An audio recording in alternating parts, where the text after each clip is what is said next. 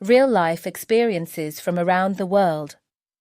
Refugees around the globe face different challenges depending on where they come from and where they flee to, but their stories share similar themes of loss, survival, and resilience. Amal is a 35-year-old mother of 4 from northern Gaza. Before October 2023, she lived in a modest apartment in Beit Hanan with her husband, a school teacher, and their children. Their lives were far from easy, dealing with electricity cuts, water shortages, and economic hardship, but Amal focused on keeping her children in school and making the best of what they had. Everything changed when the escalation in late 2023 brought massive destruction to their neighborhood. As airstrikes intensified, Amal and her family were forced to flee their home on foot, carrying only what they could hold. After several days of moving between relatives' homes and temporary shelters, they eventually ended up in a crowded tent camp in southern Gaza. The camp, set up on school grounds, was severely overcrowded. Sanitation was poor, food was rationed, and healthcare was nearly non-existent. Amal's youngest child, just 2 years old, developed a fever that went untreated for days. Medical supplies were scarce, and the only local clinic was overwhelmed. Her oldest son, 12, had not been to school in months. He now spends his days helping fetch water and standing in long lines for bread. Amal's husband lost his job after the school where he worked was damaged, and the family now relies on intermittent aid deliveries from humanitarian organizations. In 2024, as international negotiations stalled and temporary ceasefires came and went, Amal's family remained displaced. There was no home to return to. Their apartment building had been flattened. She lives each day with uncertainty, wondering how long they will remain in the camp and whether her children will ever return to a classroom. Yet despite the trauma, Amal continues to participate in women's groups at the camp, helping other mothers care for their children and cope with the ongoing crisis. Amal's story is just one among tens of thousands in Gaza and the occupied Palestinian territories in 2024. The recent conflict has left hundreds of thousands displaced, living without basic services, and unsure of their future. These are not just political or military issues, they are deeply human ones. Refugees like Amal are caught in cycles of violence and loss that stretch across generations. Their stories show the emotional weight of displacement and the urgent need for humanitarian support, protection, and long-term political solutions. Ismail Malanzadeh, a 19-year-old Iranian Kurdish asylum seeker, arrived in the UK in August 2023, seeking refuge from persecution. He was housed in a Home Office-run hotel in Birmingham alongside his older brother, Mustafa. Despite the hope for safety, Ismail faced prolonged uncertainty regarding his asylum claim, which remained unprocessed for months. This limbo, coupled with the threat of deportation to Rwanda under the UK government's policies, took a severe toll on his mental health. Mustafa recounted that Ismail became increasingly withdrawn and despondent, expressing feelings of hopelessness and despair. On December 10, 2023, Ismail tragically took his own life in their shared hotel room. His death is among several suicides of asylum seekers in Home Office accommodations during that period, highlighting the dire mental health crisis within the asylum system. Advocates have called for urgent reforms to provide timely support and processing for asylum seekers to prevent such tragedies. Nu, a Syrian mother of 2, fled Aleppo in 2016 after her home was bombed. She now lives in a small apartment in Istanbul, Turkey, working long hours cleaning offices. Though Turkey offers healthcare and basic education, Nu faces discrimination and has trouble accessing former work because of her refugee status. Her eldest son, now 12, hasn't been able to return to school since they left Syria. We're alive, but we don't live. I just want my children to have a chance.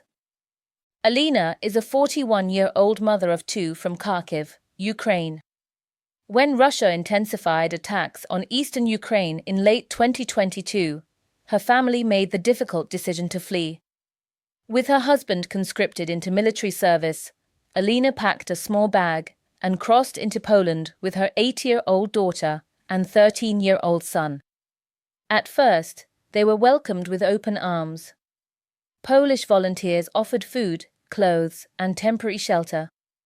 Alina was grateful, but the uncertainty quickly set in. In 2023, they moved from one overcrowded apartment to another. By 2024, government support had decreased, and competition for jobs and housing had grown intense. Finding stable work was difficult. Alina had been a teacher in Ukraine, but in Poland, she faced language barriers and certification issues. She now cleans offices at night while her children attend school during the day. Her son struggles with anxiety and still wakes up from nightmares. Her daughter misses her father and often asks when they'll go home. Despite the difficulties, Alina pushes forward. She attends Polish language classes in the evenings and has joined a local women's group for refugee mothers. "I don't want to survive, I want to belong," she says. The story of Fatima fleeing conflict in Sudan, 2024. Fatima is a 29-year-old mother from Khartoum, Sudan. Before April 2023, she worked as a nurse in a local clinic, and her husband was a tailor. Life was modest but stable until conflict erupted between the Sudanese Armed Forces, SAF, and the Rapid Support Forces, RSF, turning her neighborhood into a battleground. When fighting reached their street, Fatima fled with her 2 children, walking for days with only a backpack of belongings. Her husband stayed behind to care for his elderly parents. Fatima eventually reached the eastern border and crossed into Ethiopia, where she now lives in the Kermuk refugee camp, along with thousands of other Sudanese families. In the camp, Fatima volunteers at a makeshift clinic, helping with childbirth and treating minor wounds. But the challenges are overwhelming. Clean water is limited, food is delivered sporadically, and medical supplies run low. Her children have not been in school since they left Khartoum. Fatima is haunted by the uncertainty, unable to communicate regularly with her husband and with no sign of peace on the horizon. Her story reflects the broader reality of over 8 million Sudanese people displaced in 2023 to 2024, many of whom are still in limbo with little international attention or support. Jose is a 17-year-old from San Salvador, El Salvador. He grew up in a neighborhood controlled by gangs, where recruitment and threats were constant.